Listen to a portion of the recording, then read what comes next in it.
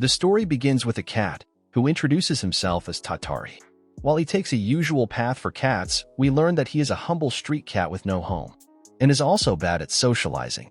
As he reaches his destination, he reveals that despite all this, he has two friends. We see a young boy and a girl sitting on their balcony. They welcome Tatari, and the boy tells him that today's dish is fish. Tatari's visit to this house for a meal has been his usual routine for the past 7 years. The boy's name is Takaru, and his younger sister is Yuki. Tatari lands on the balcony, and Yuki has his fish ready on her lap. With a mischievous grin, she invites him to sit on her lap. However, Tatari bypasses her and leaps directly to Takaru. Yuki gets mad because Tatari always goes to his brother instead of her. Takaru reminds her that it's because it's been 7 years since they first met, so they are great friends. Tatari wonders if it has already been this long. He recalls when he met Takaru. It was the day he lost a fight with a stray dog deep into the forest, and Takaru stumbled upon him and saw a wounded cat attacked by a dog. If he did not help the cat, it would undoubtedly be killed by the dog. So he grabbed the cat and ran from the dog, climbed the fence, and hid until the dog was gone. Tatari does not forget to mention this part of his vivid memory that he can beat 10 or even 100 stray dogs, but was not feeling well that day. However, he was not in his right mind and was extremely hungry. So he bit Takaru's arm, causing him excruciating pain.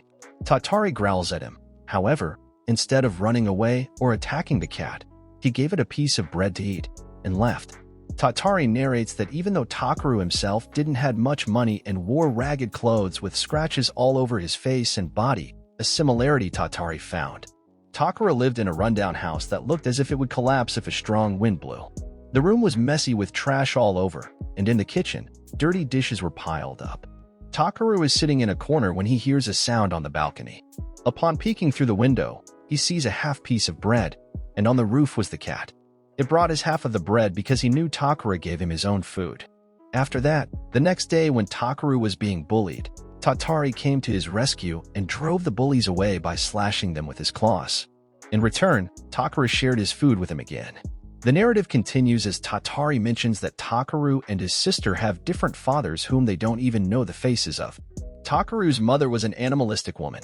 She was free-spirited when it came to men. However, that promiscuity led to her downfall, and she died from an STD without much struggle. Takaru was tasked with raising his younger sister at the age of 15. However, this was not the end of their misfortune. After some time, a congenital disease was found in Yuki. Because of that, some of her organs would not make it till her adulthood, and because their fathers were different, Takaru's organs were not a match for her. While peers his age played games and lived their youth, Takaru wielded a hammer and axe covered in mud.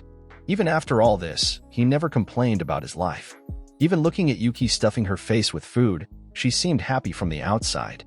This house looked as if it lacked everything: food, electricity, water, even the health that humans take for granted.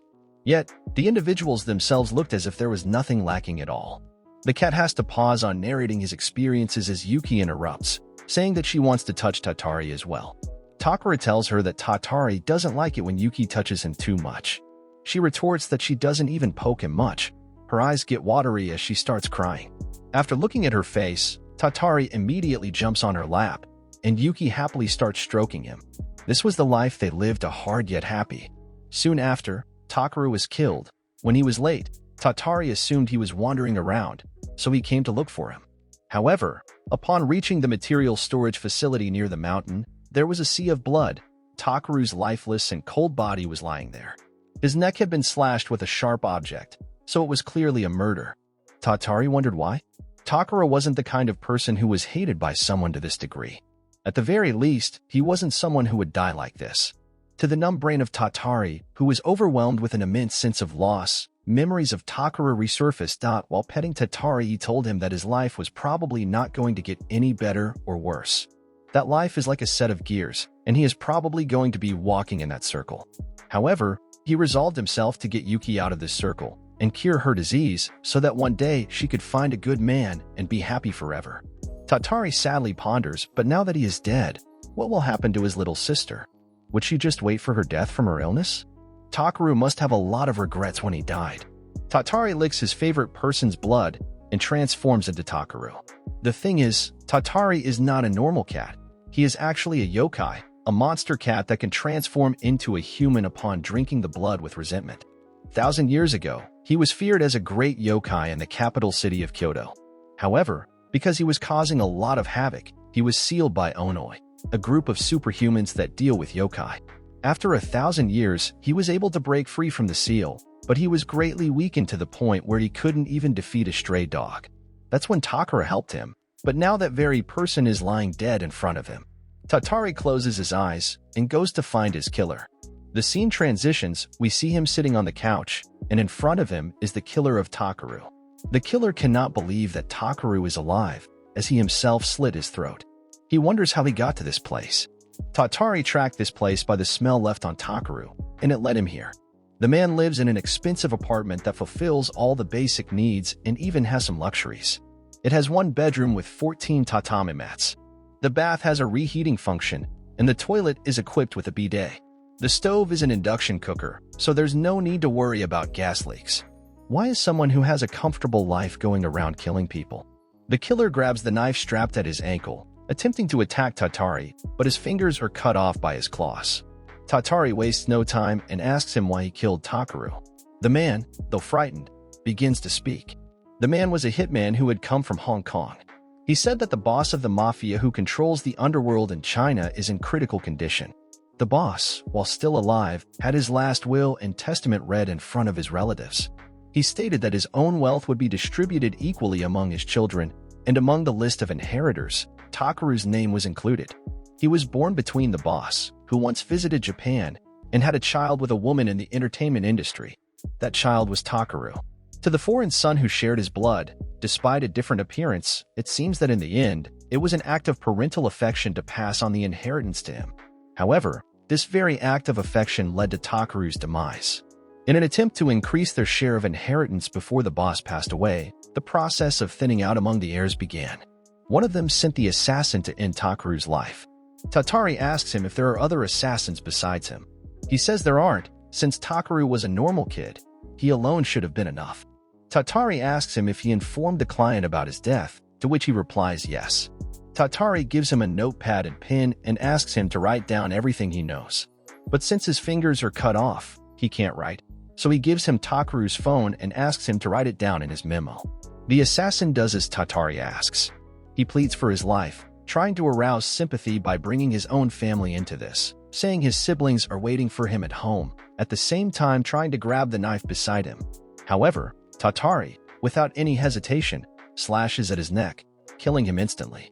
After all, Takaru also had a sister whom he wanted to make happy, and didn't deserve to be killed. Although Tatari is a yokai who gets stronger by drinking blood with resentment, but refuses to take even a drop of his blood. Because of this man, now he will die alone. At home, Yuki wonders why Tatari hasn't come home yet, even though it's dinner time already.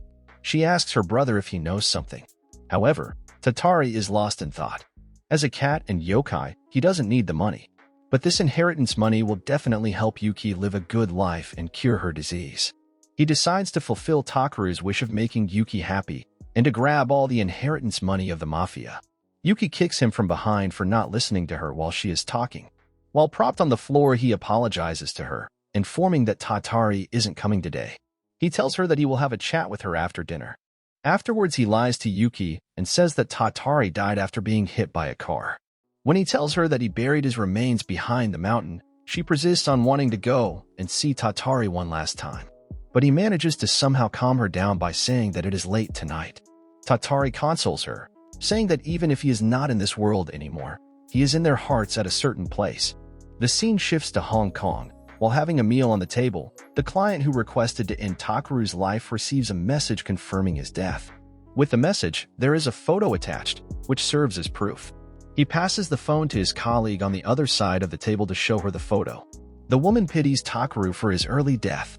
Even though he was the son of a mafia boss, in the end, he did not have any power, money, or backing. He was just a kid born from a casual affair. On the other hand, he himself has overwhelming military power and a monster by his side.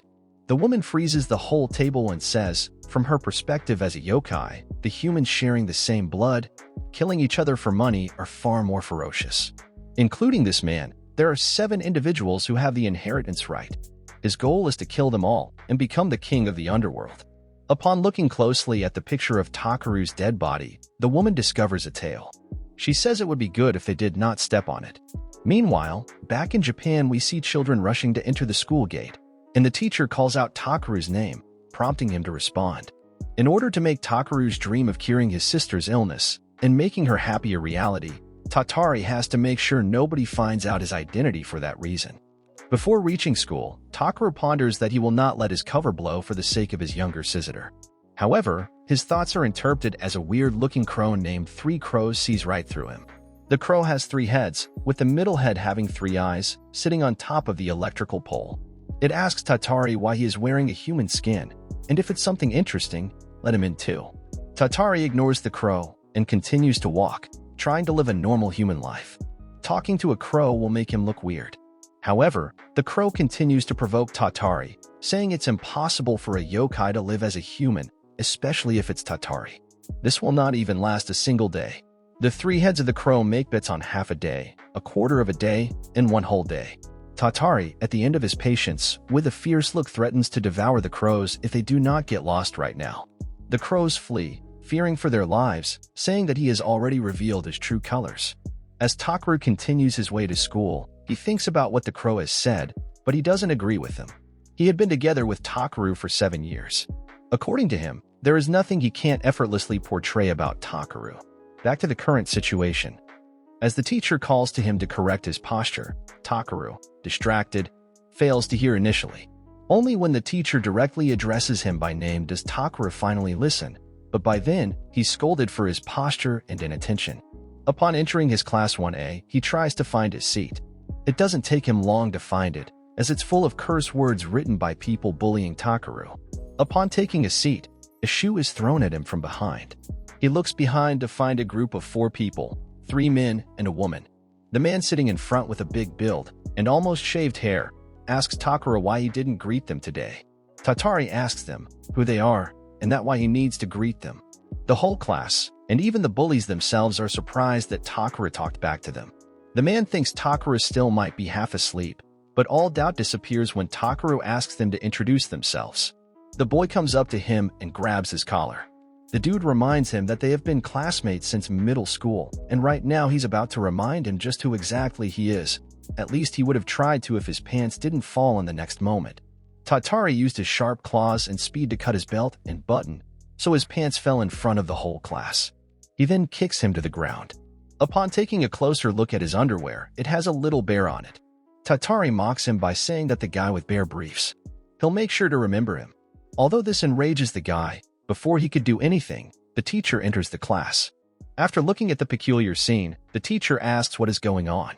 Tatari tells him that his belt came loose, and his pants came off. Everyone takes their seats, and the class starts. But the furious bully can only think about getting revenge on Takaru. After the end of the first class, everyone has to move towards the next class. But since Tatari doesn't know where the class is, he just decides follows the others. A hand grabs his shoulder from behind. At first, he thinks it's the kid with the bear briefs. But when he looks back, a kid whom he has never seen was there. So he asks him who he is. The boy introduces himself as Kohei Kanano. He is in the same class as Takaru and sits right beside him. Kanano compliments him for making a fool out of the bully. Tatari plays dumb by saying he just got lucky. Kanano doesn't press him any further, but he does seem to have something he wants to say to him. Kanano is an open person. He says what he truly thinks and feels like. He tells Tatari that he has always found Takaru creepy. Despite being bullied, he didn't fight back and just acted like he didn't care. It was frustrating for him to look at Takaru like this. But today, when he saw Takaru fight back, he realized that he could have fought back whenever he wanted to, but he didn't. This made him think that Takaru was the kindest person of all. Although these are just his personal thoughts, he himself did not step in to stop them, so he feels pathetic hearing something positive about his Takaru from someone else. Excited, Tatari starts rambling on about how Takaru is kind of both humans and animals, how he is so charming, how he is good at cooking, and how he is so lovable and innocent. This makes Kanano a bit suspicious, and he asks Tatari if he really is Takaru. Tatari changes the subject and says they are getting late for class. He walks in the wrong direction, so Kanano guides him to the class, thinking he is joking. In the class, Tatari is unable to find the troublesome group of bullies. Kanano mentions that they rarely attend the class. However, it makes for a more comfortable atmosphere for everyone else if they are not around. And the girl is from a wealthy family, so the school wants to be on her good side. That is why they don't punish her and her group. During break time while making a map of the school, Tatari thinks if he had more information about the school, it would be good. But there is no need to be impatient, as he is going to investigate everything from now on. Upon entering the classroom, he finds the Onizuka group waiting for him. The bare underwear guy attempts to punch Tatari, but he avoids them without any effort. He asks Tatari to stop avoiding his punches, but he responds that he doesn't have any reason to get punched willingly by him. Brief Sky Guy accuses Tatari of stealing Futaba's wallet. He obviously denies it, but they find the wallet on his desk. He has the whole class as a witness to back up his claim. Tatari says it's a false accusation. The bare Brief Sky gets angry, but before he can do anything else, Kanano steps in. He speaks up, saying that this is obviously a setup by the Onizuka group. This kind of thing is common in mangas and dramas where the MC puts lunch money or a wallet in the bully's desk as a form of revenge. And no one in this class thinks that Takara stole anything. They are just scared of the bullies. Seeing as their plan was not going well, the bullies decided to pull out their plan B. The girl starts crying and says she is the victim here. As it turns out, their plan B was a woman's tears. The bare Brief Sky grabs his collar to make Futaba cry, but before he can hit him, the teacher enters the class. Looking at this chaotic situation with Onizuka again, the teacher asks him what is going on. Kanano attempts to explain, but Onizuka butts in and says Takara stole Futaba's wallet. The teacher takes a look at Tatari, who is standing nonchalantly, and says it's not right for him to steal, even if he is poor. Onizuka is pleased to see the teacher agree with him, but then he notices that Takaru is doing something on his phone and not paying attention to him. Everyone's phone gets a notification at the same time. When Onizuka opina the video sent by Takaru, he is shocked to see the contents of the video. Onizuka group is talking about the plan to frame Tatari, from planting evidence in his desk to Futaba crying. Everything is recorded clearly. Before the break started, Tatari heard the bullies making a plan through his cat ears. So he went outside with the excuse of using the restroom. He then went to the roof, using his right hand to hang from the wall and his left hand to record their plan in the classroom. As the matter is clear now, Tatari urges the teacher to take action. The teacher asks the people present in the video to come to the staff room later after school ends. Onizuka group asks Tatari to come with them to the school roof. The fight was not even worth showing, as they are utterly destroyed by Tatari, with only the girl left standing. Tatari starts to think that it would be annoying if they came after him again, as he has more important things to do than this. He thinks about eating them, as the best way to deal with this would be to not leave behind any corpses. 3 crows land on the water tank behind Tatari and are amused by his premonition coming true. Takara steps forward with the intent to end her life. The frightened girl threatens to jump off the roof if he comes any closer, as she doesn't want to be looked down on by a poor person like Takaru. Just then, the old fence breaks and Futaba falls from the roof. She asks for help. Of course, Tatari won't help her, as the only witness who saw him beating the guys dies unexpectedly. The only thing remaining will be for him to take care of these 3 guys in his way. Then there will be no evidence remaining, and above all, the people who oppressed Takaru will perish. However, a figure akin to Takaru stops him, as he remembers Takaru is not the kind of guy who would want something like this. So, he grabs the girl, telling her to keep her mouth and eyes shut. Kanano is texting Takaru while standing outside when Tatari, with Futaba in his arms, lands beside him. He looks up to find the fence falling at him directly. Tatari uses his cat claw technique to slash the fence into multiple pieces, saving both Futaba and Kanano. Hearing the noise, people gather to find Futaba on top of Kanano. The next day, he becomes the hero who saved a fallen girl. Kanano himself plays the role of the hero and tells people as part of the exaggerated story. Futaba lost consciousness on the way down, so she herself doesn't know what happened. But there are a lot of rumors starting to spread, like it was because of bullying or it was a suicide, and there was another person who fell and was unscathed. Although Tatari has to live normally without drawing attention at this rate, the future looks bleak. He goes to look around the school for more information. On the way, he gets scolded again by the teacher for his hunched posture. The next day, while sleeping, Tatari feels the warm sensation of being held by Takaru. However, upon waking up, he finds Yuki sleeping beside him. He wakes her up and asks her why she is in his futon. Yuki, upon waking up, realizes that while sleeping, she moved to her brother's futon and gets embarrassed. This sudden stimulation makes Yuki cough blood.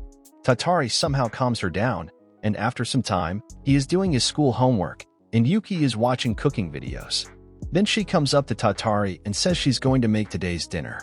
He is obviously surprised, as Yuki, who has never cooked before, suddenly takes an interest in cooking. He asks her why she wants to. In response, she says because she has free time. So, he gives her a cup noodle and gives her the instructions. But Yuki says not to underestimate her. She wants to make food that can be cut with a knife, boiled, and baked.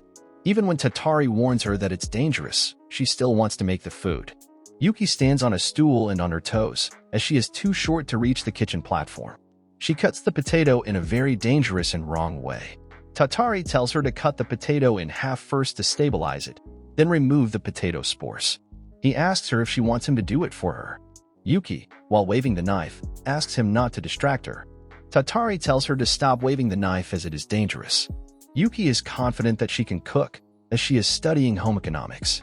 Even if she is not as skillful as her older brother from the beginning, she can at least cook.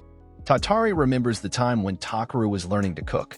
When he first started cooking, the food was not even edible. In the place of his unskilled mother, Takaru and Tatari have been taking care of Yuki. When Takaru's mother brought home a man, they were locked outside, regardless of the time.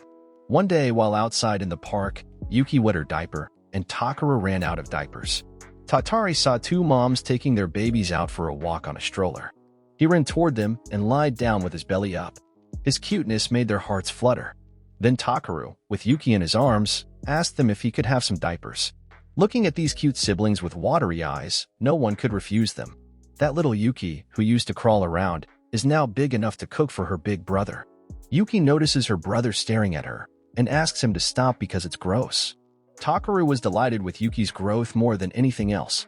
If it wasn't for the succession war, he would still be here. If possible, Tatari would have liked to show him this scene. He notices an unusual presence behind the door. Then the doorbell rings, and Yuki goes to open it. Tatari stops her, saying that the pot is boiling over. She goes to check on her cooking. Tatari, with an ominous expression, opens the door to find the yokai of the client, who sent the assassin. After looking at Tatari, she smiles, seeing him alive as she thought. Tatari closes the door and immediately punches her in the right abdomen. However, the woman leaps on the balcony's fence, leaving her coat behind. Tatari asks about her identity. The woman replies that's something people ask before they punch someone. To Tatari, it was just a greeting, and the woman has her way of greeting as well. He looks at his left arm, which is now covered in ice. He asks her if she is a monster. She voices his thoughts aloud that if he is able to reach this conclusion, does that mean he is also of the same kind? However, his scent and presence are completely human-like. She then mentions the Mafia succession war and the 7 inheritors. Tatari recalls the name Baryutaru, the client who ordered the assassin. She is his exclusive yokai, Setsuna Anderson. She discloses every detail about Takaru, followed by his mother named Narukawa Yumi and his father, Garandro. Hearing this, Tatari decides to extract information from her. As the battle ensues, all the information available to the Mafia about Takaru proves to be useless. According to them, he was just a normal human in every aspect. However, the boy in front of her, with sharp claws and teeth, is in no way ordinary. She materializes and throws a big chunk of ice at him, but Tatari breaks the ice with just a headbutt. He proceeds to slash her with his claw, but she freezes his shoulder. She is not particularly fast. However, Tatari is trying to capture her alive to find out the information related to other heirs and their yokai. Since he doesn't know how much information has been leaked on their end, this is a great opportunity to find out. The woman realizes that he is trying to capture her alive, but she came to Japan in the hopes of having a serious fun fight. She ponders what she needs to do in order to get him serious. Then she comes up with an idea, as there is one person who is missing in this fight, and that is Yuki. Although she is unrelated to the succession war, since they have different fathers, she does not hesitate to bring innocent people into this for her amusement. As Yuki in kanji also means snow, she mentions that they might be able to become friends. Tatari calls her an idiot and tells her that Yuki does not stand for snow, it stands for happiness. They named and raised her together. Tatari warns her with a menacing look that if she lays even a finger on her, he will curse her. An immense amount of palpable bloodlust is directed upon the woman. Ordinary people would be frozen with fear and unable to move. Facing this heavy pressure, the woman's body instinctively reacts and attacks first. However, that was a wrong decision to make. Tatari uses his cat claw technique and breaks both the massive ice and the woman's upper body. He regrets his actions a little, as he was supposed to extract information from her. But then the remaining part of her body turns to snow. While at a game center in Hong Kong, the real yokai woman loses the game after 56 consecutive wins. She put quite a lot of effort into making the snowman she sent to Japan. However, it seems like she couldn't even scratch the surface of Tatari's strength with it. She wonders if that unbelievable monster was the exclusive yokai of Takaru, and if the real Takaru is alive or dead. Boruto comes into the game center and shouts at her for leaving him, despite being his guard. She goes back to her job as she makes up her mind to take revenge. As she wonders how to use this exclusive information, in the Narukawa household, today's menu is rice, miso soup, and onion steaks. Although they are a little burnt, this is not the main concern for Tatari. The fact is, if cats are fed onion, they will die. However, looking at Yuki about to cry from her failure of making food, he could not possibly tell her that he will not eat the food she made. So, he eats the onions and tells her that it's to die for. This makes Yuki happy. If he can make you smile, he is even prepared to die. Those were the last words of Tatari. Here I am.